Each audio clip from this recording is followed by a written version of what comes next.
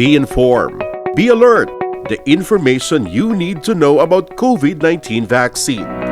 Right here, right now, on The VAX.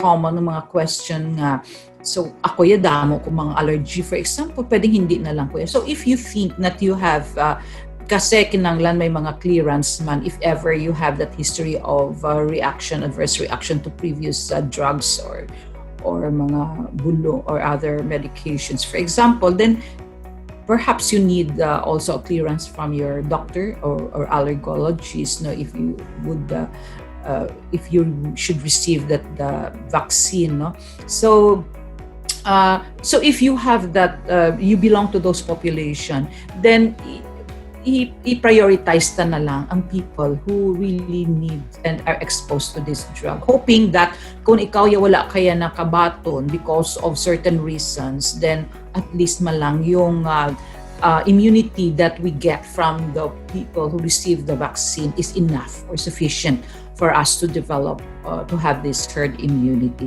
that we call, or protection from the community.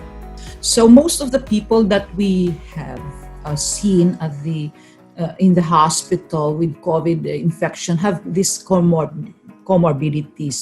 So bottom balon that these are the people who really need the vaccine. Those with the COPD, those with hypertension, those with diabetes. So they belong to the susceptible population. So bottom balon kung elderly pagid sila, then the more reason that they should receive the vaccine. Kung ilang may mga asthma sila and controlled man sila, then controlled yung asthma nila, then the more reason that they should receive the vaccine. So persons with comorbidities.